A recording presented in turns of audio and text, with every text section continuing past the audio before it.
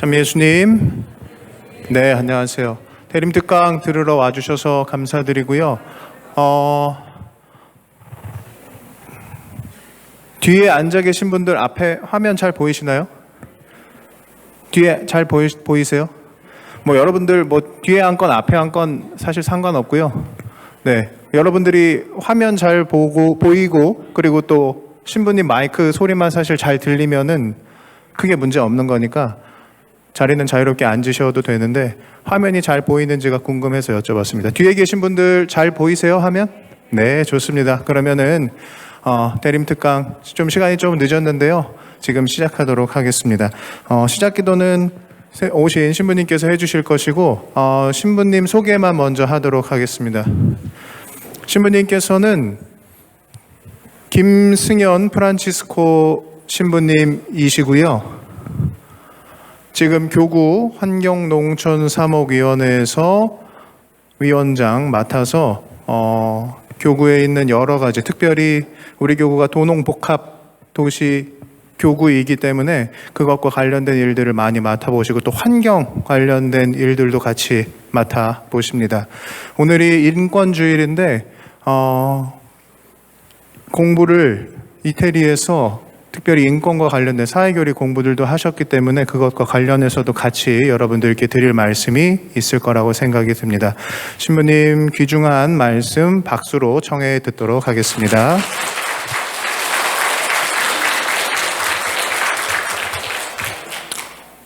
네, 시작기도 주님의 기도하겠습니다. 성부와 성자와 성령의 이름으로. 하늘에 계신 우리 아버지, 아버지의 이름이 거룩히 빛나시며 아버지의 나라가 오시며 아버지의 뜻이 하늘에서와 같이 땅에서도 이루어지소서. 오늘 저희에게 일용할 양식을 주시고 저희에게 잘못한 일을 저희가 용서하오니 저희 죄를 용서하시고 저희를 유혹에 빠지지 않게 하시고 악에서 구하소서. 아멘. 성부와 성자와 성령의 이름으로 아멘. 네, 반갑습니다. 소개받은 김승현 신부입니다. 네, 좀 늦게 시작해가지고요. 바로바로 진도를 좀 나가는 게 좋겠죠. 제대 불을 좀 더 꺼주시면 앞쪽에 화면이 중요하니까요. 네, 화면 가독성이 높아질 것 같습니다. 네, 저는 이번에 교황님께서 새로 권고문을 발표하셨는데요. 하느님을 찬미하여라 라는 제목의 권고문이고, 이거 좀 설명해 드리려고 이제 기후위기 관련해서 교황님이 쓰신 거라서 설명해 드리려고 찾아왔습니다. 네. 그래서 10월 달에 프란치스코 축일날 나왔고요. 기후위기에 관하여 선한 의지를 지닌 모든 사람에게 보내는 교황 권고. 그러니까 권고라는 게 뭐냐면은 이 교황님의 사목적 서한에 속하는 글인데요. 그러니까 교황님께서 편지를 보내신 거예요. 편지를 전 세계 신자들에게. 그리고 선한 마음을 갖고 살아가는 세상 모든 사람들에게 편지를 보내셨습니다. 근데 주제를 기후 위기를 가지고 보내셨다라는 거죠. 그래서 이 공고문 읽어보신 분 계세요? 없으시죠? 있으면 안 되거든요.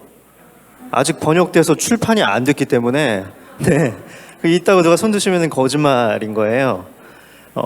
그런데 어쨌거나 다른 나라 말로는 다 나왔으니까 그것을 보고 저는 강의를 준비했고 주임 신부님께서 대림특강 요청하셔서 왔습니다. 그러니까 무슨 뜻일까요? 아직 책으로도 안 나온 거 한국에서는 아주 최신의 얘기를 들으시는 건데요. 아마 전국에서 본당 대림특강으로 이 주제를 듣는 본당은 우리 덕정 성당이 처음일 것 같습니다.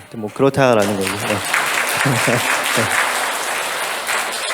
그래서 주임 신부님이 이렇게 젊은이면은 이렇게 빨리빨리 이렇게 대처가 됩니다. 네. 할아버지보다 낫잖아요, 그죠? 네. 그래서 하느님을 찬미하라 교황 권고고, 그러면 떠오르시는 게 있지 않으세요? 찬미 받으소서. 네. 회칙이 떠오르죠. 이 회칙은 2015년도에 교황님께서 쓰신 건데 이것도 마찬가지로 서한이거든요. 사목적인 서한인데 서한 중에서 등급이 가장 높은, 그러니까 가장 중요하다는 그런 편지인 거죠. 교황님이 교우들에게 편지 쓰셨는데 가장 중요한 편지다. 그래서 제가 비유를 해보면은, 그러니까 자식이 근데 20살이 돼가지고 대학교를 가잖아요. 성인이 돼서. 그때 부모님이 써준 편지와도 같은, 그러니까 정말로 중요한 편지라는 거죠. 앞으로 이 자녀가 성인이 돼서 세상을 살아가야 되는데 어떻게 살았으면 좋겠다 이런 마음들이 담겨 있는 거잖아요. 그 편지 안에. 그러니까 그 정도의 급으로 교황님께서 전 세계 교우들에게 2015년도에 찬미받으셔서 회칙을 쓰셨습니다. 이제 편지를 보내주셨는데요. 공동의 집을 돌보는 것에 관한 회칙이고 교회 역사상 최초의 생태 환경 회칙이라는 거죠. 그러니까 교황님께서 이제 이번 주 사회교리 주간인데요. 그러니까 사회 문제를 가지고 교우들에게 편지를 쓰셨는데 첫 번째로 쓰신 거거든요. 교황님 되시고 나서. 그래서 주제가 도대체 뭘까 이제 궁금들 했었는데 사람들이 주제가 환경이라는 거예요. 그러니까 이 말은 무슨 뜻일까요? 그러니까 입장 바꿔 생각해 보시면 내가 교황이 됐고 전 세계 교우들에게 사회 문제를 가지고 편지를 쓰는데 그러면 당신 생각하기에 가장 이게 중요하고 시급하고 위급한 문제다라고 생각되는 것을 주제로 잡아 쓰시겠죠. 그래서 2015년도에 환경 문제를 가지고 교황님께서 편지를 보내셨고 지금 8년 만에 또다시 편지를 보내신 것입니다. 그러면은 우리가 이 하느님을 찬미하여라를 이해하기 위해서는 이게 쌍둥이 편지인 거거든요. 똑같은 주제로 8년 만에 교황님이 2탄을 쓰신 거라서 1탄에서 무슨 얘기를 했는지 좀 알아야 되잖아요. 그래야 2탄을 보니까. 근데 1탄도 아마 안 읽어보셨을 거라는 거죠. 태반이. 그래서 일단은 줄거리 영상을 우리가 좀 보고요. 그 다음에 이어서 찬미받으셔서 조금 설명드리고 본론으로 넘어가도록 하겠습니다. 네, 영국 쪽에서 만든 줄거리 소개 영상인데요.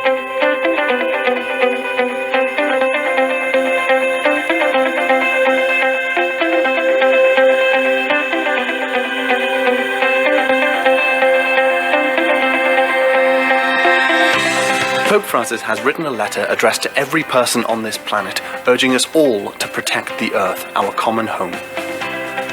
In the letter, he says, "The earth is God's gift to us, full of beauty and wonder, where the fruits of the earth belong to everyone. But what we see today is that our common home has never been so hurt and mistreated as it has been in the last 200 years. We have developed at a greater speed than we could ever have imagined. We have treated the earth like it has an unlimited supply of resources, taking more than our fair share from most people on the planet, as well as future generations to come. We have stripped the earth of its natural forests, contaminated the earth's waters, its land, and its air. Plants and species are becoming extinct at an alarming rate. The earth, our home, is beginning to look more and more like an immense pile of filth. Our increasing use of polluting fossil fuels, especially coal, oil, and gas, is helping to drive climate change, which is one of the biggest challenges we face today. Climate change affects us all, but it is the poorest communities who suffer the most. We are now at crisis point, where the future of our common home is under threat. And despite this crisis, there seems to be no slowdown in the lifestyles of the rich nations. Enormous gaps between the rich and the poor continue to rise. Between those who are trapped in poverty with few or no resources, and those who are consuming and wasting at an ever-increasing rate, leaving a trail of waste and destruction. Our digital world is also polluting us with noise and distractions, stopping us from learning how to live wisely, to think deeply, and to love generously. Real relationships are replaced with virtual friendships, which we can choose to accept or reject, making us dissatisfied with true, deep relationships, or can give rise to a new sense of isolation.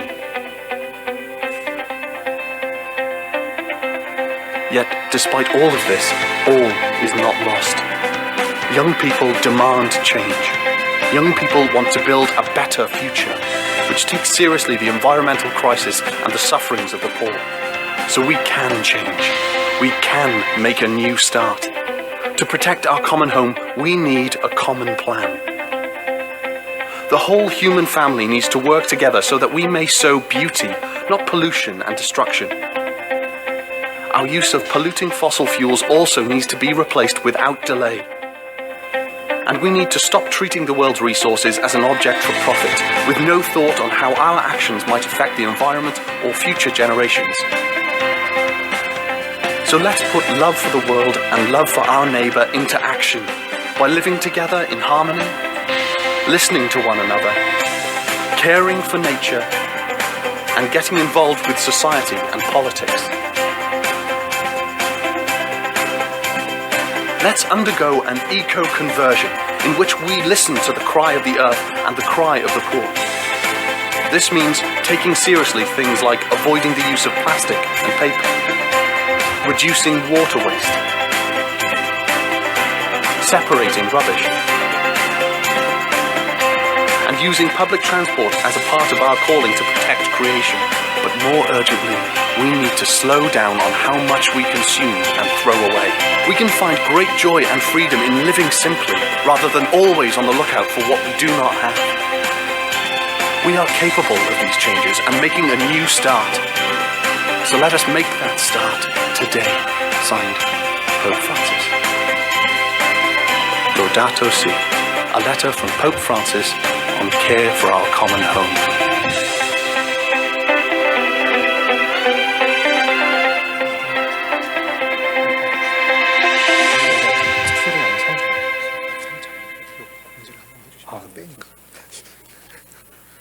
네.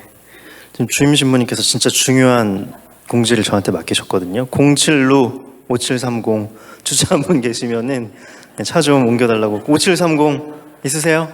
5730 나가셨나요? 네.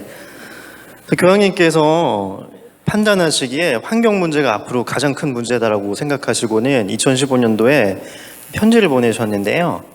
그래서 오늘 찬미바드 소서에 대해서 자세하게 할 시간은 없기 때문에 이제 목차만 볼 건데요. 총 6장 246항으로 구성되어 있고요. 관찰하는 거죠.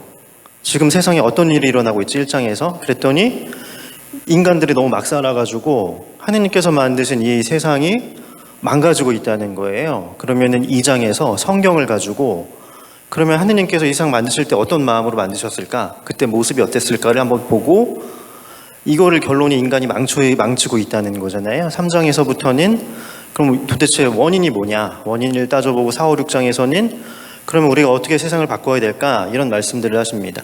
그러니까 이게 2015년이라는 게 중요한데요. 왜냐하면 지금은 길 가는 사람들 붙잡아 놓고 기후 변화, 기후 위기에 대해 알고 있냐 물어보면 다 안다 그러거든요. 환경 문제가 심각하다는 거를 우리가 코로나 거치고 여러 가지 기상 이변들을 만나고 사실 오늘도 이상하잖아요. 겨울이 너무 따뜻하다라는 거죠. 어제 오늘. 그래서 딸기가 지금 안 나온다는 거잖아요. 제철인데. 그래서 체감하고 있기 때문에 환경 문제가 심각하다. 이제 이해하는 단계까지 왔는데 2015년도에는 그러하지 않았다. 그리고 반론이 많았는데 교황님이 이거를 가지고 딱 이제 들고 나오신 거예요. 그런데 과학자들하고 협력을 하셨다라는 거죠. 자문그룹에도 과학자들이 있고 그 다음에 이거는 이 편지는 과학적인 내용이 굉장히 중요했기 때문에 팩트가 하느님을 안 믿는 과학자들한테도 다 회람을 먼저 돌리셔서 과학적으로 틀린 게 있으면 반론을 줘라라고 해서 다 그런 것들을 거치고 나서 세상에 나왔습니다. 그래서 매우 확실한 과학적 견해들은 우리가 현재 기후체계에 심상치 않은 온난화를 목격하고 있다는 사실을 보여줍니다. 그래서 과학자들이 계속 얘기하는 건데요. 그러니까 산업혁명 이후에 석탄, 석유, 가스를 우리가 쓰면서 살게 되었잖아요. 그것들을 떼면은 필연적으로 온실가스라는 게 배출이 됩니다. 이산화탄소, 메탄 이런 것들이 나오는데 지금 그래프가 영어지만요. 이제 빨간 게 1880년 이후에 이산화탄소 배출량인 거예요. 쭉쭉 올라가잖아요. 그리고 하얀 게 지구 평균 온도. 그러니까 이산화탄소가 배출되면 배출될수록 평균 온도도 같이 올라간다더라. 이게 관측이 되는 거죠. 그리고 이제는 한 1.2도라고 과학자들 생각하거든요. 산업혁명 이후에 1.2도 정도가 올라갔다, 인위적으로. 근데 이게 왜 문제가 되냐면요. 이것은 기원전 2만 년 전 그래프로 확대한 건데요. 그러니까 지구의 평균 온도라는 게 변화하거든요. 자연적으로. 변하는 부분이 있는데 기원전 10,000년 전부터는 아주 일정해졌다는 거죠. 영도에 수렴하면서 우리 조상들이 각자 살기 좋은 땅에 정착해서 농사짓고 문명을 만들 수 있을 정도로 아주 좋은 시절이 한 10,000년 이어졌다는 것입니다. 그래서 우리 조상들도 한반도 땅을 찾아온 걸 거잖아요. 그런데 산업혁명 이후에 인위적으로 온도가 올라가는데 그게 큰 그래프를 놓고 봤더니 수직의 속도로 지금 올라가고 있다더라. 그래서 이 속도가 너무 빠르기 때문에 지금 문제라는 거예요. 왜냐하면 지금 춥잖아요. 겨울에 어떻게 하십니까? 난방 떼시죠. 여름에 어떻게 하셨어요? 더울 때 에어컨 틀었죠. 태풍 온다. 어떻게 하세요? 집에 숨어 있잖아요. 그러니까 우리는 이런 대처가 되거든요. 그런데 동물들, 식물들, 이 친구들, 그 가난한 지역에 사는 가난한 사람들 대처가 될까요?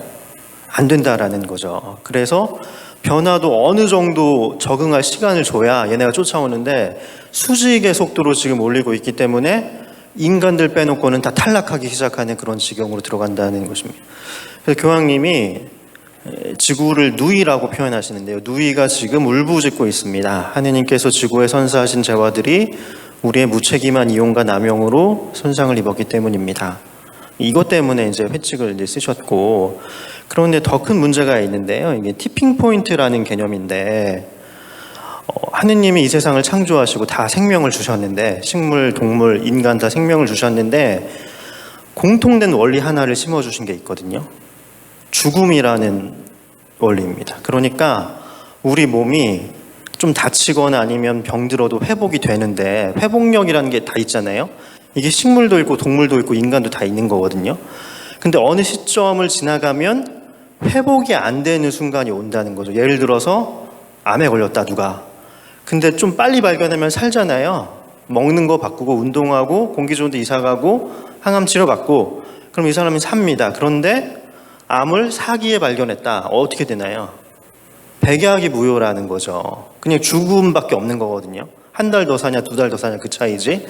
근데 식물도 생각해보면 똑같거든요. 하다못해 집에서 키우는 화초도 얘가 시드는 걸 내가 빨리 눈치채면 살려줄 수가 있는데 햇빛으로 옮겨가지고 아주 늦게 발견하면 영양제 아무리 갖다가 꽂아도 죽잖아요. 그것처럼 회복력이라는 것을 주셨는데 하느님께서 모든 생명에는 그게 어느 임계점을 지나가면 작동하지 않는다. 죽음이 찾아오는데 과학자들이 연구를 하면 할수록 이 지구라는 생태계 전체 역시도 기후변화 문제에 있어서 임계점이 있다. 지금 이 상태로 끝없이 환경이 나빠지고 끝나는 게 아니라 그냥 버티는 게 아니라 어느 순간에 임계점이 있어서 이 임계점을 돌파해버리면 그때부터는 백약이 무효. 우리 인간들이 아무리 회개하고 그때부터 화석연료 쓰지 않고 탄소를 배출하지 않고 오로지 환경만을 위해서 환경보호를 해도 안 되는 시점이 찾아온다는 게 지금 무서운 점인 거거든요. 그래서 시베리아에서는 이런 것들이 관측이 되고 있는데 몇 년 전부터 거대한 싱크홀이 막 생겨나는데요. 이게 아파트 한 동이 들어갈 정도 크기의 싱크홀들이 막 갑자기 몇 년 전부터 목격이 되는 거거든요. 그래서 이게 도대체 어디서 왔나라고 따져보니까 시베리아인데 지금 푸릇푸릇하잖아요. 원래는 여기가 얼어있는 땅이었다는 거죠. 그래서 얼어있을 때에는 이 메탄가스, 거대한 메탄가스 덩어리를 땅이 품고 얼린 상태로 있었는데 기온이 올라가서 녹아버리니까 그 메탄가스들이 대기 중으로 폭발해서 뛰쳐나오는 거예요. 그러니까 인간들이 인위적으로 메탄을 만들지 않았는데도 자연이 스스로 감추고 있던 것들을 막 내보내고 있다는 거죠. 그리고 이 임계점을 지금 대략 한 1.5도에서 2도 정도 생각하고 있거든요. 과학자들이. 그러니까 아까 1.2도 올랐다고 말씀드렸잖아요. 그러니까 근데 1.5도가 넘어가면 이런 임계점들이 지구상 곳곳에서 여기저기 뻥뻥 터져 나오면서 이 상황을 되돌릴 수 없는 지경으로 몰고 갈 거다. 인간들이 아무리 노력해도 기후 위기가 계속 진행된다. 이런 경고를 하고 있는 것입니다. 그러니까 굉장히 무서운 얘기거든요. 그러니까 우리는 지금 기후 위기가 심각한 것을 알고 있고 근데 그럼에도 아무것도 하지 않는 이유는 어떻게 되겠지. 지금 우리는 아직은 살만하잖아요. 여름에 더운 거 좀 버티고 기상이변 때 좀 조심하면 아직은 살만하니까. 그런데 이게 임계점이 있고 이 지점을 넘어가 버리면 우리 후손들, 지금 우리 아이들, 특히 어린이들 있으실 거잖아요. 자녀들이나 손주들 중에 얘네가 나이가 들어서 살아갈 세상에서는 희망조차 없을 수가 있다. 그러니까 지금 우리는 희망은 있는 거거든요. 우리가 바꾸면 세상이 바뀐다. 희망이 신락 같지만 아직 남아있어요. 그런데 우리가 이 희망 지점, 티핑 포인트를 넘겨서 그냥 살던 대로 살아버리면 우리 아이들은 노력해도 안 되는 세상, 희망이 없는 세상으로 들어가게 됩니다. 그래서 2015년도에요.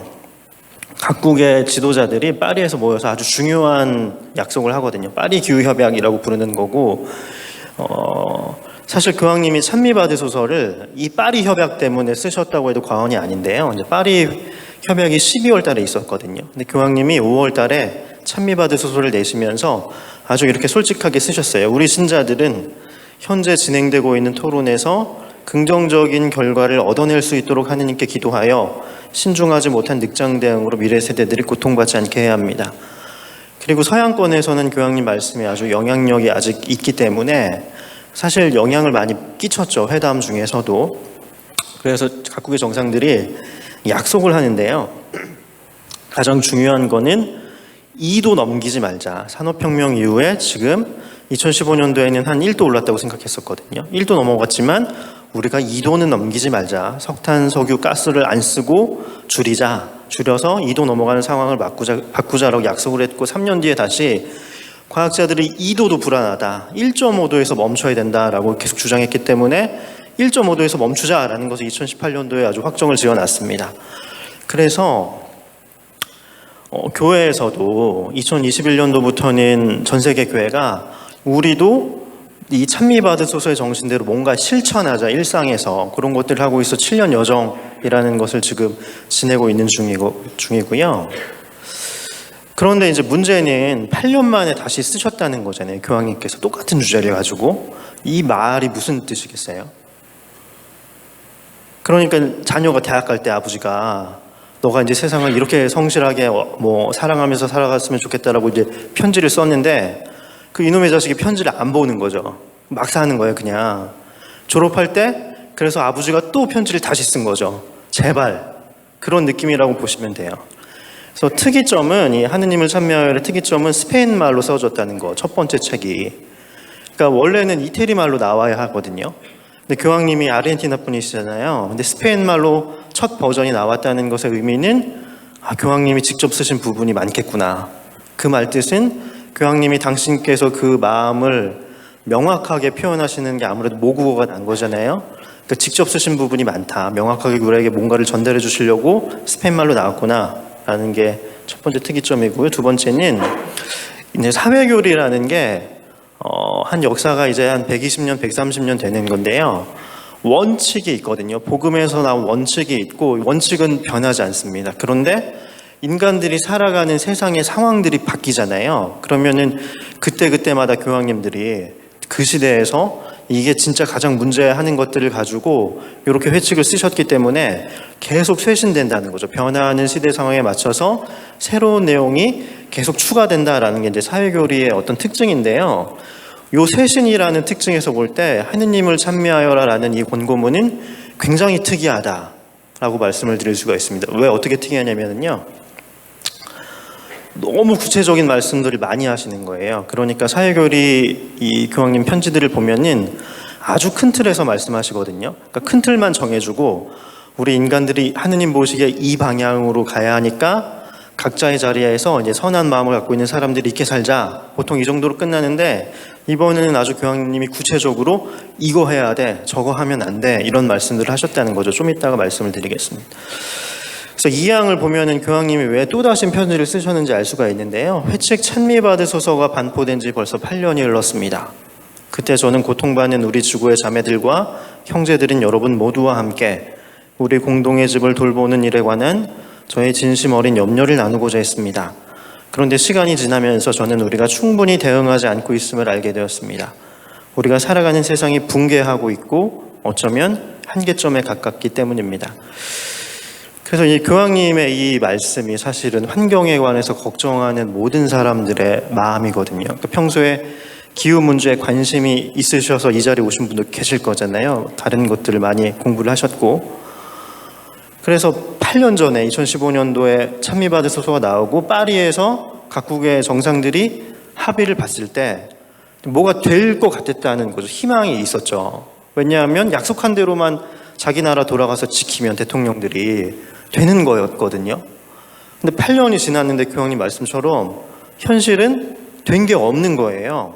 그리고 시간은 시시각각 지금 골든타임은 줄어들어 간다. 그러니까 정상들이 약속만 해놓고 자기 나라 돌아간 다음에 진짜 이것을 실현해낼 수 있는 구체적인 정책들, 이런 노력들을 하지 않는 거죠. 돈 들어가니까.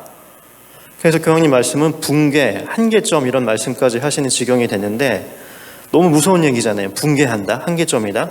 그럼 과연 그럴까? 과학자들의 얘기를 한번 들어보겠습니다. 이 작년도 뉴스인데요. 과학자들 중에 이제 데모하는 과학자들이 나오기 시작했거든요.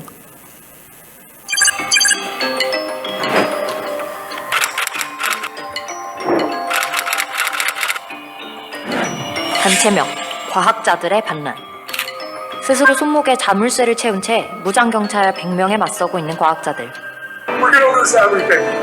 And we're not joking. We're not lying. We're not exaggerating. Celebrities, we have tried everything! 이들은 왜 울부짖고 있는 걸까요?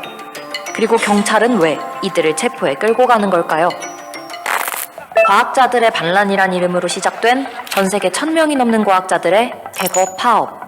역사상 과학자들의 가장 큰 집단 움직임입니다. 이 과학자들이 파업을 한 이유.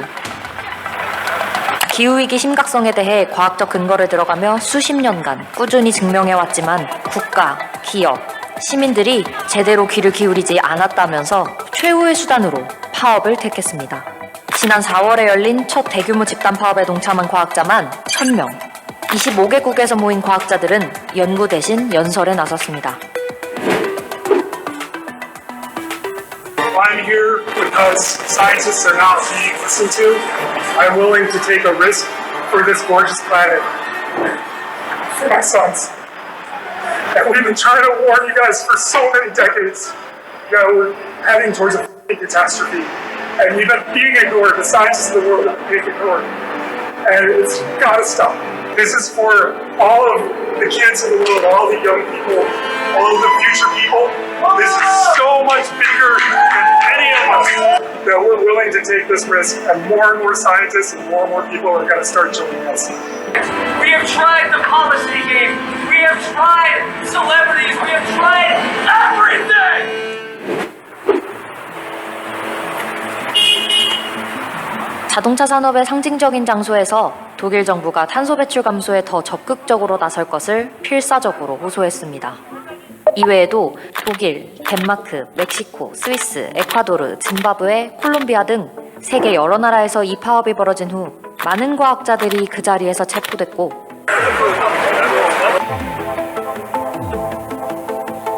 일부는 일자리를 잃었습니다.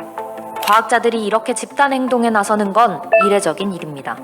과학자들의 반란은 흔히 과학자들은 보통 자신의 주관을 내세우기보다 오직 과학만으로 객관적인 정보를 제공하는 가치 중립을 중시하려는 성향이 강한데 사람들이 복잡한 논문이나 연구자료를 읽기만 해서는 기후위기 심각성을 체감하기 어렵다고 생각해 직접 행동에 나서게 됐다고 말했습니다. 이 파업에 동참했던 미국의 토양학자 로즈 아브라모프는 인터뷰에서 기후에 대해 우리가 이해하고 있는 것을 최대한 강력하게 전달하는 것이 과학자들의 임무라고 했죠. 그래서 과학자들이 한 40년 전부터 경고를 하고 있었는데 이제 세상이 브레이크를 안 밟으니까 작년부터 이제 시위하는 사람들이 나왔다는 거고요. 탄소 예산이라는 개념이 있는데요. 그러니까 석탄석유 가스를 쓰기 때문에 탄소가 나오는 거거든요. 그런데 지구가 버틸 수 있는 양은 이미 정해져 있었다는 거죠. 그래서 이제 대충 이것은 이제 계략적으로 계산이 되는 건데 1년에 우리 인간들이 탄소를 얼마나 배출하고 그랬더니 온도가 얼마나 올라가더라. 이것을 가지고 우리한테 남아있는 시간이 그럼 과연 얼마나 있을까를 이제 계산하는 건데요. 이것은 베를린에 있는 어떤 연구소 홈페이지인데요. 여기 들어가 보면은 제가 이제 그저께 들어가서 캡처를 했는데 2도 시나리오거든요. 그러니까 2도에 그러니까 우리가 아무것도 안 하고 그냥 살던 대로 그냥 편리만 쫓으면서 지금처럼 살았을 때 전 세계 사람들이 2도에 도달하는까지 남은 시간은 23년 4개월이 남았다라는 거예요. 2도까지는. 사실 23년이라고 하면 좀 많이 남은 것 같거든요. 문제는 2도가 불안하니까 1.5에서 멈춰야 된다라고 그렇게 약속들을 한 거잖아요. 1.5도까지는 그럼 시간이 얼마나 남아 있을까? 5년 7개월 남았다는 거죠. 산술적으로만 생각해 보면 5년 7개월 어린이가 초등학교 입학해서 졸업하기 전에 임계점을 지나는 상황이 올 수가 있다. 이게 너무 충격적이지 않으세요? 모르셨던 분들은? 그동안 우리가 환경 문제에 인지를 하면서도 뭔가 하지 않았던 이유는 뭐 나중에 아주 극심해지는 건 나중 문제고 그때 사람들이 알아서 할 거야 라는 그런 막연한 희망 같은 게 있었기 때문이거든요. 근데 지금 뒷사람들이 할 게 아니라는 거죠. 지금 되게 어린이들 있는 집들은 이 아이가 성인이 되기 전에 임계점을 넘어갈 수 있다라는 것입니다. 그러면은 지금 우리가 할 일은 명확하다는 거죠. 이 시계는 뭔가 하면 할수록, 뭔가 바꾸면 바꿀수록 점점 더 뒤로 늦춰지는 거거든요. 그러니까 최대한 뭔가 해서 급진적으로 이 시계를 계속 뒤로 밀면서 시간을 벌어야 되는 거예요. 임계점이 도달하기 전에 계속 브레이크를 밟아서 0으로 만들어야 한다라는 거죠. 그게 이제 탄소 중립이라고 뉴스에서 말하는 것들의 개념인데요.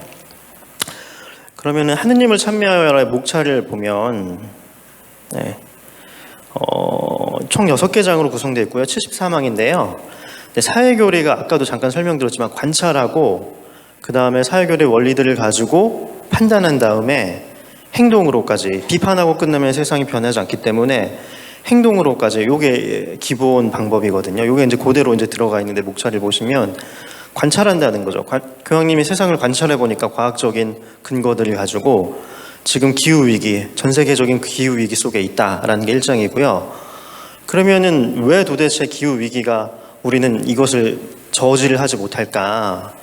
원인은 점증하는 기술 관료적 패러다임. 이게 말이 굉장히 어려운데요. 번역한 거라서 무슨 뜻이냐면은 기술 중심주의 혹은 기술 절대주의, 기술 만능주의 이런 사조가 관료적으로, 관료는 공무원이잖아요. 그냥 하던 거 그냥 그대로 하는 거잖아요. 그러니까 기술 절대주의가 당연하다는 듯이 이 세상에서 작동하고 있다라는 거죠. 그러니까 우리는 기술이 무한정으로 계속해서 발전할 거라고 믿고 있고 이게 경제적으로도 많은 풍요를 가져다 줬잖아요.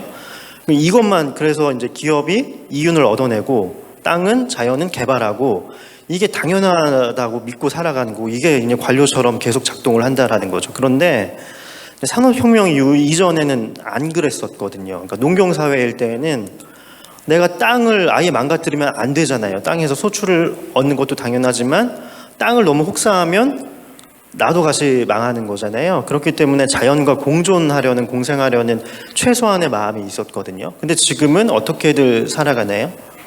내 땅이 그린벨트에 있는데 이게 풀린대요.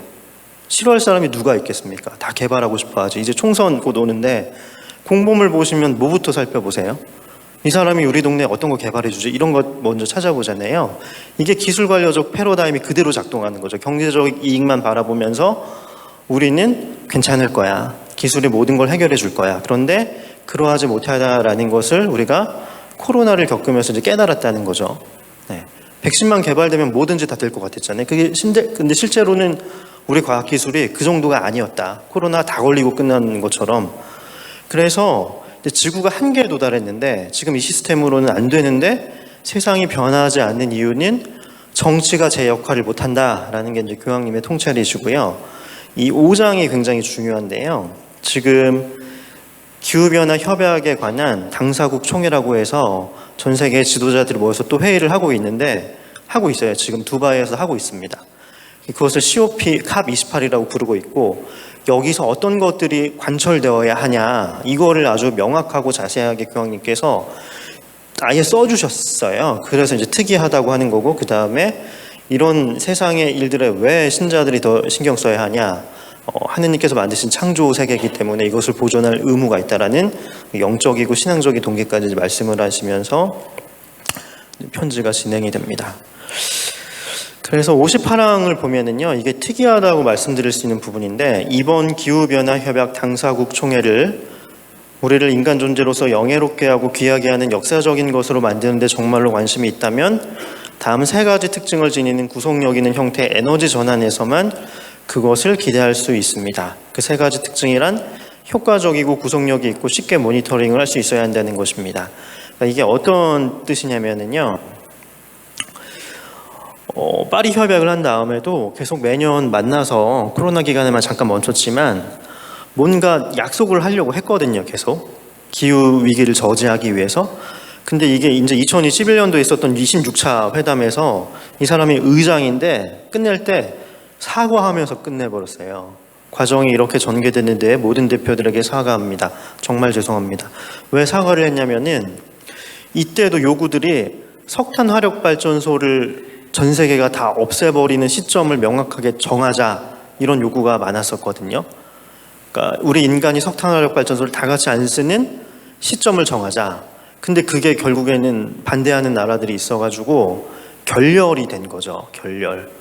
그래서 줄이도록 노력하자, 이렇게만 끝났는데, 그렇게 끝나면은 아니 선생님이 숙제 내줄 때 다음 주까지 여기까지 해와, 이래야 애들이 해오지, 여기까지 하는 걸로 노력을 해볼까? 이러면 안 해오는 애들도 있다는 거잖아요. 그러니까 이런 식으로 자꾸 끝내버리니까, 특히 우리나라는 절대 안 하는 나라거든요. 기후 악당에 들어간 나라거든요. 되지를 않는 거예요. 그래서 교황님께서 다시 보시면 효과적이고 구속력이 있고 쉽게 모니터링을 할 수 있어야 한다. 그러니까 진짜로 효율이 있는 실현 가능한 목표들을 각 나라들이 정해야 되고, 그것이 구속력이, 이건 의무가 되어야 한다. 선택이 아니라. 그리고 저 나라가 제대로 지금 하고 있는지 모니터링까지 되어야 한다. 그게 첫 번째 단계로 에너지 전환, 그러니까 재생에너지를 쓰라는 얘기인데요. 이게 기후 위기를 막는 데 있어서는 구구단 외우는 거 정도 수준이거든요. 그러니까 어떤 학생이 수학을 잘하기 위해서는 구구단 외워야 되잖아요. 아주 기초 중에 기초 단계라는 거예요. 그래서 전 세계가 에너지 전환에 나서고 있는 상태고, 그런데 이게 생각만큼 빨리 안 되기 때문에 지금 상황이 악조건 속으로 흘러간다는 거죠. 그리고 원래는 교황님께서도 직접 여기에 당신이 가시겠다, 이 회의를 목표로 해서 권고문을 내셨고, 거기 끝나는 게 아니라 본인이 가셔서 발언을 하시겠다라고 하셨어요. 그리고 외교 활동을 하시면서 각국의 정상들을 설득하시겠다. 그래서 유엔 사무총장 같은 경우도 아주 기대가 컸기 때문에 교황님의 방문은 정치 지도자들의 태도 변화를 촉구한다는 측면에서 의미가 크다. 교황님께서는 기후 자살의 궤도에서 벗어나기 위해 기후 행동을 절대적인 우선순위로 놓고 필요한 모든 조치를 취하는 것이 도덕적으로 필수적이라는 메시지를 전달하실 것. 이렇게 기대가 컸는데 안타깝게도 지금 기관지염 걸리셨거든요, 교황님께서. 그래서 의사들이 원래 하루 전날까지도 본인은 가시겠다고 하셨는데 의사들이 극구 말려서 결국에는 못 가시고, 대신에 이제 비서 추기경님이 지금 특사로 가셨는데 그런 어떤 상황입니다. 그래서 어쨌거나 지금 여러 차례 기후회담에서 말만 그냥 번지르르게 하고 정치인들이 끝나고 결정된 게 없었기 때문에 이제는 이것을 더 뒤로 미룰 수 없다는 거죠. 이제는 결정을 져야 된다. 그래야 우리가 상황을 반전시킬 수 있다. 우리는 이 문제에 대해 민감한 듯 보이게 하면서도 실질적인 변화를 실행에 옮길 용기는 지니지 못하는 그런 논리를 극복해야 합니다. 이런 속도라면 불과 몇 년 이내에 기후 위기를 최소화하는 데 필요한 것으로 권장해온 1.5도 상승을 초과하고 이후 얼마 지나지 않아서 치명적인 상태에 도달할 위험이 높은 3도 상승에 이를 수 있다는 것을 우리는 알고 있습니다. 그래서 1.5도에서 멈추기로 약속했다라고 설명드렸잖아요. 근데 이거는 그냥 넘어가는 단계고, 지금 이대로 살면 3도에 도착을 한다는 거예요. 이것은 교황님의 어떤 우려가 아니라 지금 과학자들이 하는 얘기거든요. 그러니까 각 나라들이 지금 하는 노력들을 종합해 봤을 때 이 상태로 가면은 2100년도에 3도 찍는다. 이게 진짜 무서운 얘기인데요. 재작년에 유엔에서 이제 보고서를 써서 시나리오를 알려줬는데 2015년도를 기준점으로 해서 왼쪽에 큰 빨간 박스 안에 들어가 있는 건데요. 선이 5개잖아요. 그러니까 우리 인류가 탄소를 배출하는 시나리오가 5가지가 있고 거기에 따라서 따라오는 미래가 바뀐다라는 건데요. 가장 왼쪽에 지금 하늘색 파란색으로 되어 있는 게 1.5도, 그 다음에 2도 좀 안 되는 2100년도에 1.5도가 안 되거나 아니면 2도 전에 멈추는 그런 시나리오가 됩니다.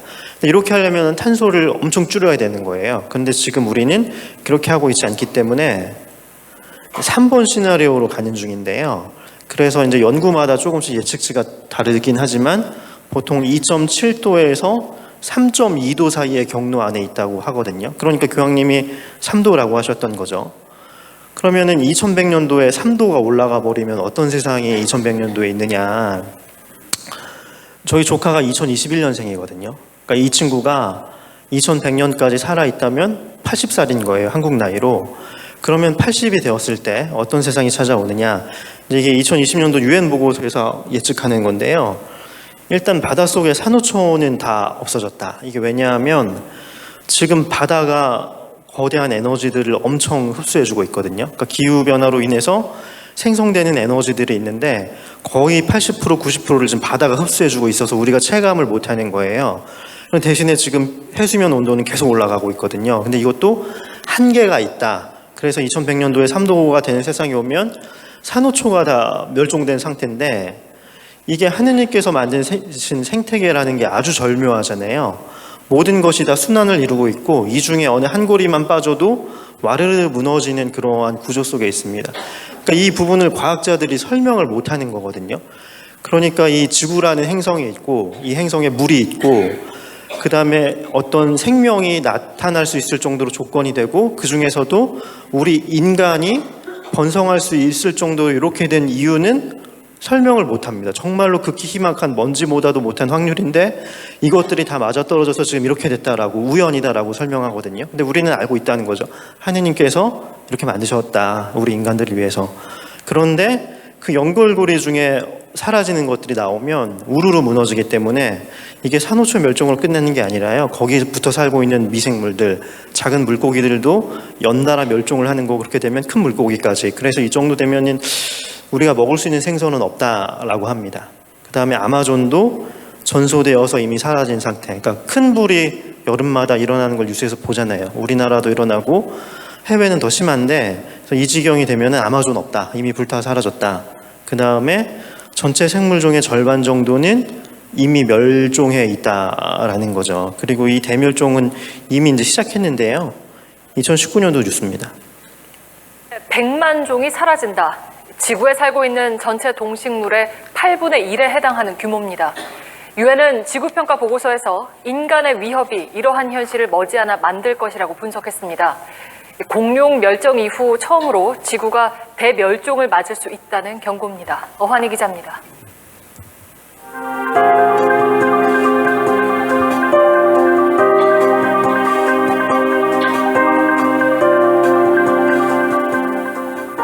과학자들은 인류가 주범인 6차 대멸종이 시작됐다고 진단합니다.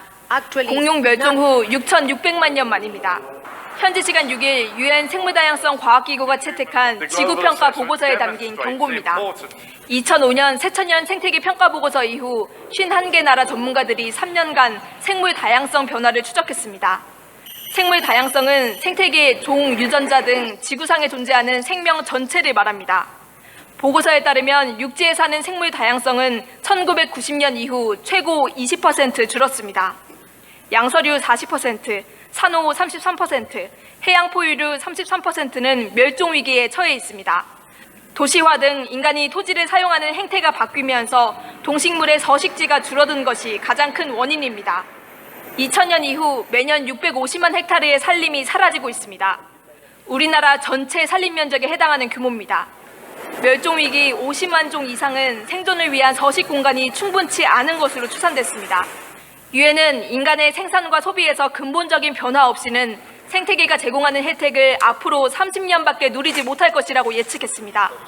JTBC 어환입니다.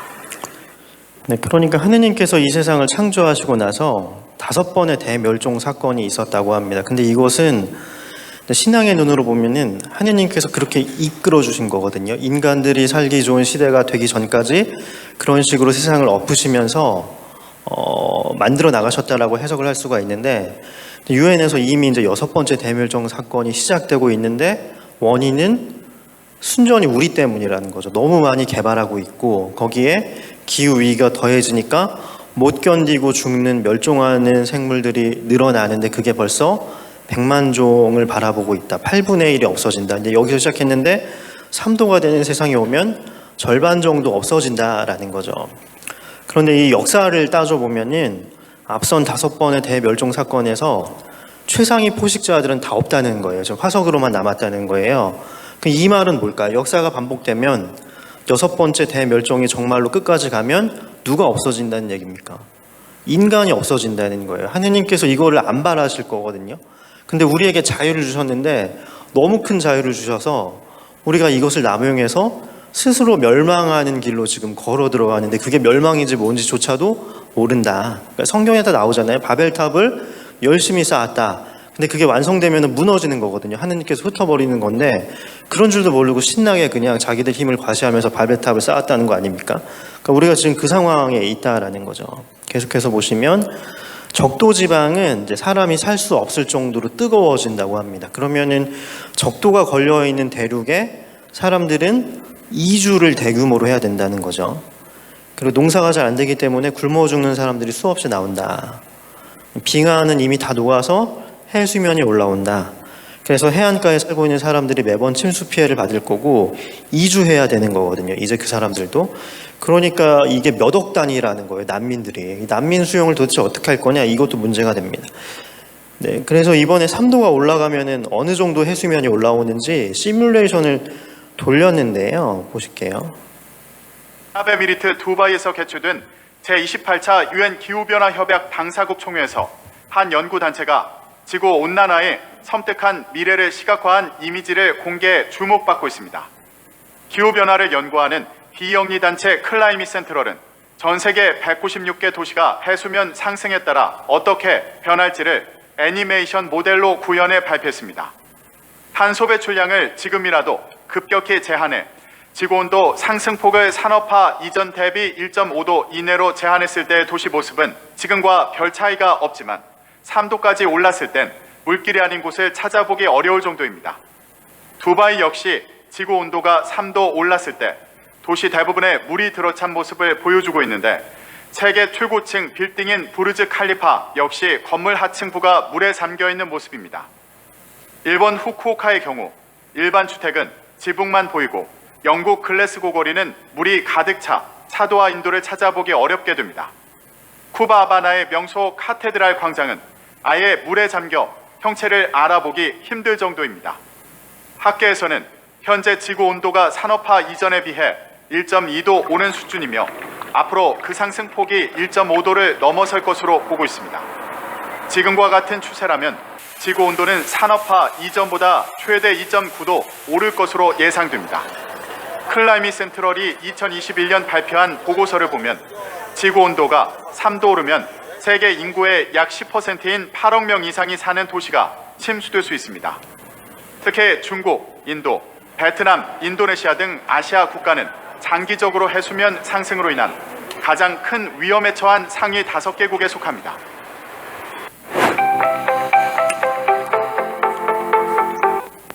네, 그래서 3도 정도가 되면은 많은 곳이 물에 잠긴다라는 건데 그러면은 아마 그 전에 제방을 쌓을 거거든요. 해안가마다.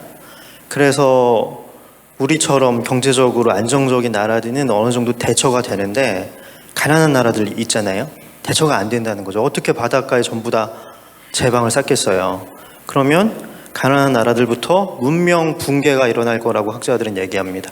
그러니까 기후 위기에 대처만 하다가 아무것도 못해서 나라가 이제 붕괴하게 될 거라는 거죠. 그래서 너무 바보 같은 얘기잖아요. 지금 막으면, 지금 바꾸면, 지금 돈을 들이면 해결할 수 있는 문제를 계속 악화시켜가면서 바닷가 전체에 댐을 쌓아야 되면 이게 얼마나 참 바보 같은 얘기일까요? 그래서 이분 유엔 사무총장인데요. 말이 계속 세지거든요. 2022년도 7월에 우리에게는 두 가지 선택권이 있다. 집단 행동 혹은 집단 자살. 이는 우리 손에 달렸다. 이게 올해 7월이 되면은요. 올해 7월이 기상관측사상 가장 더운 달이었거든요. 올해 7월의 첫 3주간인 지구가 가장 더웠던 3주로 확인됐다. 지구 온난화의 시대는 끝났다. 지구가 끓는 시대가 왔다. 그래서 다시 9월 달에는요. 인류는 지옥으로 가는 문을 열었다라고까지 강하게 표현을 합니다.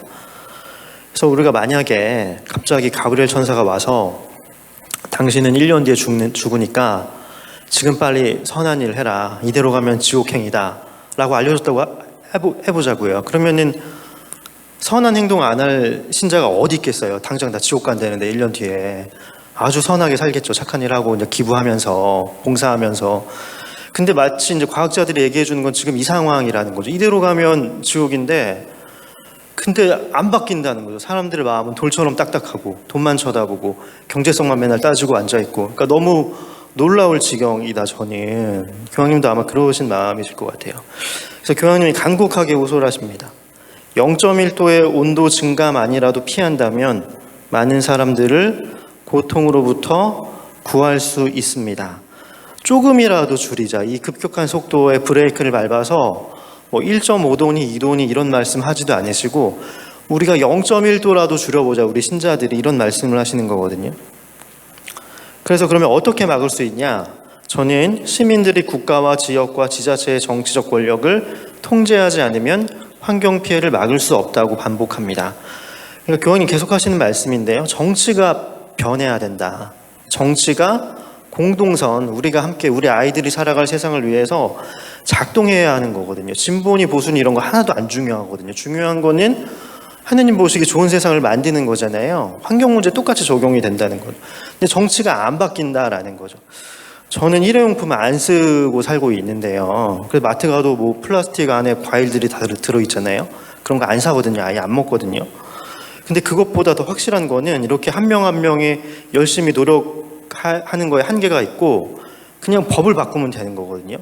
근데 지금 그 매장에서 카페에서 일회용품 안 쓰기로 했는데 그걸 엎었다는 거 아닙니까? 정부에서. 그러니까 이렇게 되면 안 된다는 거예요. 오히려 정부에서 나서서 환경을 보호할 수 있는 법들과 정책을 만들어줘야 되는데 정치인들이 안 바뀌고 있기 때문에 안 바뀐다는 이유는 뭔가요?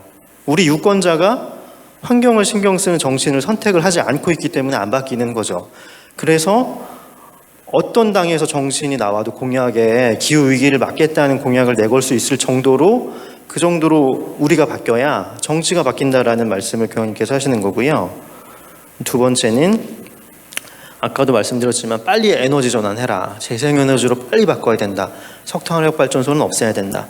근데 지금 OECD 중에서 유일하게 석탄 발전소 짓고 있는 나라 어딘지 아세요? 우리나라입니다. 우리나라. 삼척에서 짓고 있고 이게 왜 어마어마한 일이냐면요. 지금 삼척에서 짓고 있는 석탄 발전소가 완공이 되잖아요. 그러면 그거만큼 탄소를 줄이려면은 개인들이 노력하려면 어느 정도 수준으로 노력해야 되냐면은 차를 500만 대를 폐차를 시켜야 돼요. 500만 명이 대중교통으로 가야 되는 거예요. 너무 바보 같은 짓 아닙니까? 석탄 발전소 하나만 안 지으면 되는 건데. 그러니까 이런 일들이 지금 일어나고 있다는 거죠. 그래서 모두의 참여가 필요합니다. 모든 가정은 이것이 자녀들의 미래가 걸린 문제임을 생각해야 하고 사회는 건강한 압력을 가해야 합니다. 이게 환경 걱정하는 일부 시민단체들의 이야기가 아니라 우리 모두의 이야기라는 걸 자각하고 모두가 변해야 한다는 말씀, 이 세 가지를 교황님께서 특별히 이제 강조하시고요. 여기 어딜까요? 바티칸입니다. 바티칸이거든요. 바티칸에 이미 2008년도부터 태양광을 달았고 그 다음에 면적이 작으니까 전기를 온전히 이것만으로 감당이 안 되거든요. 그래서 이탈리아에서 전기를 사오는데 재생에너지만 사오고 있다는 거예요. 그리고 2030년도에는 바티칸에 있는 차들은 전부 다 전기차로 바꾼다. 그러니까 바티칸 먼저 실천하는 것을 볼 수가 있는 거죠. 그리고 한국천주교회 안에서는요, 수원교구랑 대전교구가 아주 열심히 하고 있는데요. 그러니까 전 세계적인 목표는 2050년에 탄소 중립을 달성하는 것. 그러니까 석탄, 석유, 가스 안 쓰고 재생에너지로 다 바꾸고 그래도 안 되는 부분들은 그만큼 숲을 늘려가지고 흡수시킨다. 이게 탄소 중립이거든요. 근데 이게 엄청난 변화가 동반되는 거기 때문에 목표는 2050년인데 지금 그거를 못해서 3도까지 가겠다 요건데요. 어쨌거나 전 세계 목표가 2050년인데 수원교구랑 대전교구는 우리가 먼저 모범이 되자 2040년에 자체적으로 탄소 중립 달성하겠다. 그래서 모든 성당과 교회 건물과 수도원에 태양광을 지금 달고 있어요. 2030년까지는 태양광을 다 달아서 에너지 자립을 이루고 그 다음에 교우들이 다 실천하고 숲을 늘려가면서 2040년에 탄소 중립하겠다라고 지금 앞장서서 실천하는 거죠. 그러니까 교황님께서 말씀하셨던 것들을 수원과 대전은 열심히 하려고 노력을 한다. 그러면은 우리는 어떨까요? 의정부는. 네. 제가 열심히 노력하고 있는데요. 여러 가지 어려움이 이제 내부적으로 있고, 그러니까 인사 발령을 잘 보셔야 됩니다. 네. 만약에 의정부가 하면은 한국에서 3번째로 탄소 중립하는 교구가 되는 거거든요. 그런 얘기가 나온다. 그럼 제가 성공했구나라고 생각하시면 되고, 인사 발령에 만약에 제 이름이 선교로 나오잖아요. 실패했구나. 저는 그냥 실패하면 이제 선교 나가버릴 생각이라서 하여튼 그런 상황이라는 거죠. 교황님 계속 간곡하게 말씀하시는데요. 더 크고 비극적인 피해를 피할 수 있는 시간이 얼마 남아있지 않습니다. 이게 우리 어린이들, 유치원 다니는 아기들, 신생아들, 이 아이들에게 너무 가혹한 세상을 우리가 만들어주는 거라서, 그런데 지금 우리가 선택하는 것 때문에 이 아이들은 살아갈 세상의 모습 자체가 달라지는 거예요. 지금 얼마 진짜 안 남았다는 거죠. 우리가 이렇게 무한심하게 흘려보낼 시간이 없다. 우리가 감추고자 하는 것의 결과로 고통받게 될 사람들은 이렇게 양심과 책임을 다하지 못한 사실을 결코 잊지 않을 것입니다. 그러니까 우리 아이들이 노인이 됐을 때 우리를 원망하면서 살 수도 있다. 이것을 이제 기억을 하셔야 될 것 같습니다. 그래서 일단은 우리가 할 수 있는 것들은 개인적인 것들을 변화하는 건데요. 근데 이게 이 거대한 전 지구적인 변화 앞에서 내가 뭐 플라스틱 안 쓰고 분리배출 잘하고 이게 보면 너무 미약한 일이기는 하거든요. 그런데 그렇기 때문에 이제 기후 문제에 관해서 이야기하는 사람들은 조금 공부해 본 다음에 너무 쉽게 이런 얘기를 합니다. 내가 공부해 봤는데 미국하고 중국이 안 변하는데 우리나라가 아무리 해봤자 어차피 안 돼, 이거는. 이런 얘기들을 하거든요. 근데 그런 태도가 가장 안 좋다는 거죠. 교황님 말씀은 개인적인 습관, 가족과 공동체의 습관을 변화시키는 단순한 사실은 정치 영역에서 이행되지 않은 책임성에 대한 염려와 힘있는 자들의 무관심에 대한 분노를 불러일으킵니다. 따라서 양적인 관점에서 볼 때 당장 대단히 의미 있는 결과가 나오지 않는다고 하더라도 사회 깊숙한 곳에서 작동하는 거대한 변화의 과정을 실현하는 데 기여하고 있다는 점에 주목해야 합니다. 결국에는 거대한 변화가 일어나서 세상을 바꾸기 위해서는 한 명 한 명이 필요한 거거든요. 각성된 개인이 필요하다는 거예요. 그리고 그러한 선한 영향력이 전파가 됐을 때, 그래서 사람들이 개발이 아니라 경제적인 이익이 아니라 자연보호가 우선인 세상이 됐을 때, 그게 당연하다는 어떤 거대한 흐름이 일어났을 때 그래야 세상이 바뀐다는 거죠. 그런데 지레 진짜 처음부터 쟤네가 변하지 않는데 뭐 되겠어? 이런 마음으로는 무엇도 바꿀 수 없다. 만일 우리가 미국의 1인당 탄소 배출량이 중국 주민 한 사람이 배출하는 양의 거의 2배이고 최빈국 주민들의 1인당 탄소 배출량 평균 값의 거의 7배에 달한다는 점을 감안한다면 서양의 방식과 연관된 무책임한 생활 양식의 광범위한 변화는 장기적으로 의미 있는 결과를 가져올 것이라는 점을 확신할 수 있습니다. 그렇게 반드시 필요한 정치적인 결단과 함께 우리는 상호 돌봄의 길을 향해 나아갈 것입니다. 그래서 이런 내용들도 굉장히 이제 사회교리 관점에서 특이한 거거든요. 미국이라는 하나 나라의 이름을 아예 거론을 하셨잖아요.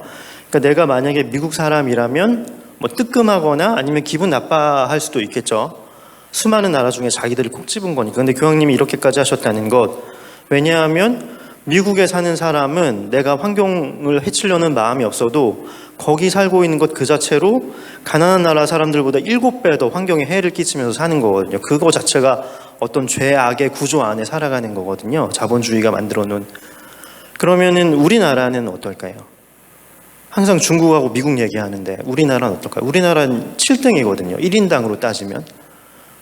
그러니까 엄청난 탄소를 우리도 배출하면서 살고 있다는 거죠. 우리가 대한민국에 살고 있기 때문에 이렇게 풍요를 누리고 있지만 한편으로는 지구에 끼치는 죄악이 사실 너무 크다. 그러니까 우리나라부터가 뭔가 바뀌어야 되는데 기후 악당 소리를 들을 정도로 기후 변화에 대응하지 않는 나라입니다. 우리 밑에 한 두세 나라 있는데요. 순위 매겨보면은 산유국들이에요.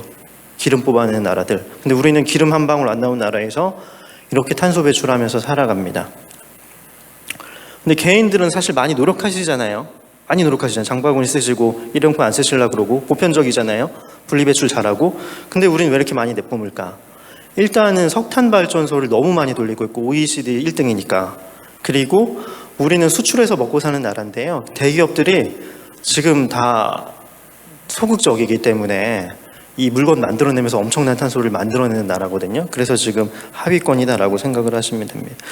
그래서 우리가 하느님을 믿고 하느님께서 이 세상을 만드셨다, 이 창조를 믿는다면 내가 어쨌거나 하느님 앞에 나아갔을 때 우리에게 주어진 시간이 끝나면 모두가 다 하느님 앞에 나아가야 되잖아요. 하느님 뵈야 되잖아요. 하느님이 뭐라고 물어보실지를 한번 돌아보셔야 된다는 거죠. 신앙적으로. 이렇게 위급한 전 세계적인 환경 위기 안에서 너는 뭐 하고 왔니라고 물어보실 거잖아요. 근데 그때 저는 미국하고 중국이 변하지 않기 때문에 아무것도 하지 않고 왔습니다 라고 대답할 수 있을까요? 저는 그래도 우리 아이들을 위해서, 우리 손주들을 위해서 이런 걸 했다, 그래도 조금이라도 이런 노력을 기울였다, 이렇게 말씀드려야 참된 신앙인일 거잖아요. 네, 그래서 지난주에 배포를 드렸는데 실천 달력을 만들어서, 네, 그래서 이런 것들 하는 이유는 교황님 말씀처럼 우리에게 이렇게 하는 노력들이 별 대단한 건 아니지만 이런 것들이 모여서 이렇게 살아가는, 친환경적으로 살아가는 게 당연하다라는 것을 좀 전파시키고 싶어서 이런 것들을 저희 환경농촌 사목위원회에서는 구상을 해서 주보로 나눠드렸고, 또 하고 이제 QR코드로 체크하면은 기부까지 자동 적립되는 시스템이거든요. 그래서 기후 위기로 피해를 본 가난한 이웃들이 사는 곳에 기부까지 하려고 아주 좋은 시스템을 제가 고안했고 한국초등교회 최초로 했거든요. 근데 잘 안 됩니다. 카운트된 숫자를 보니까 이거는 뭐 말씀드리기 부끄러울 정도로, 이게 한 본당에서 한 것도 아니고 교구에서 하는 건데, 야, 이거밖에 저는 사실 걱정했단 말이죠. 이게 너무 많이 들어오면 파산하는데, 우리 환경농촌위원회가 파산하면 제가 메꿔야 되는 거거든요. 걱정하면서 했는데 이거는 뭐 아무 걱정하지 않아도 될 정도로 참여도가 적은 게 지금 우리의 현실이라는 것을 다시 한번 씁쓸하게 이제 깨닫게 됩니다. 마지막 항인데요. 이 편지의 제목은 하느님을 찬미하여라입니다. 그러니까 1탄은 찬미 받으소서였거든요. 하느님께 찬미를 드리는 거였는데 2탄은 하느님을 찬미하여라. 사람들한테 하는 얘기잖아요. 더 세게 말씀하시는 거죠. 하느님을 찬미하여라. 하느님을 대신할 수 있다고 자부하는 인간 존재는 자기 자신에게 최악의 위험이 되기 때문입니다. 이 모든 것들은 우리가 너무나도 교만했기 때문에, 우리가 마치 하느님이 있는 약 그렇게 살아왔기 때문에 이제는 지구가 버틸 수 없는 지경에 도달했다. 그렇기 때문에 우리는 생태적으로 회개해야 한다. 내가 정말 하느님 믿고 사랑하고 신앙이 내 삶의 중심이라면 삶이 바뀌어야 되잖아요. 그게 이 생태 분야에서도 친환경적인 삶으로, 이것이 당연한 삶으로 우리가 변화해야 된다, 겸손해져야 된다, 그런 의미가 있기 때문에 제목을 교황님께서 하느님을 찬미하여라 라고 정하셨다고 이제 알려주셨습니다. 그래서 이 공고문에서 제가 가장 좋아하는 항목을 마지막으로 볼 건데요. 61항입니다. 참된 믿음은 인간의 마음에 힘을 줄 뿐만 아니라 삶 전체를 변화시키고 인간적인 목표들을 변형시키며 다른 사람들과 맺는 관계와 모든 피조물과 갖는 연대를 비추어 줍니다. 그러니까 이 사람들의 마음이 너무 돌같이 딱딱 굳었기 때문에 과학자들이 아무리 논리적으로 설명해도 변화하지 않은 이 세상이지만 하느님 믿는 사람들은 다르다라는 거죠. 하느님께서 이 세상 창조해 주셨고 우리에게 선물로 주셨고 우리는 이것을 잘 써서 우리 아이들에게 넘겨줘야 할 책무가 있다. 나만 쓰고 나만 즐기고 하는 게 아니라 신앙인들은 그게 당연하잖아요. 그 말씀이 61항에 있습니다. 그래서 우리는 변화할 수 있다. 세상을 바꿀 수 있다. 아직 그 희망의 끝자락이 남아있기 때문에 이 골든타임은 날려보내지 않고 바꾸자라는 게 이 교황님의 마지막 호소라고 생각들을 해주셨으면 좋겠습니다. 네. 네, 1시간은 제가 모든 것을 다 쏟아내느라고 사실 너무 힘들었는데요. 또 나중에 기회가 되면은 더 자세한 말씀 드릴 수 있을 것 같습니다. 그래서 마침 기도로는요, 네, 태양의 찬가 이탈리아 아이들이 노래하는 것을 제가 번역 가사를 달아가지고 만들었는데요. 이 노래하는 것을 보시면서 마침 기도 가름하겠습니다. 그래서 우리가 정말로 이 아이들에게 어떤 세상을 전해줄 수 있을까, 하느님께서 주신 이 세상을 어떻게 보존할 수 있을까 마음 깊이 느끼시면서요, 기도하는 마음으로 노래 보시도록 하겠습니다. 성부와 성자와 성령의 이름으로.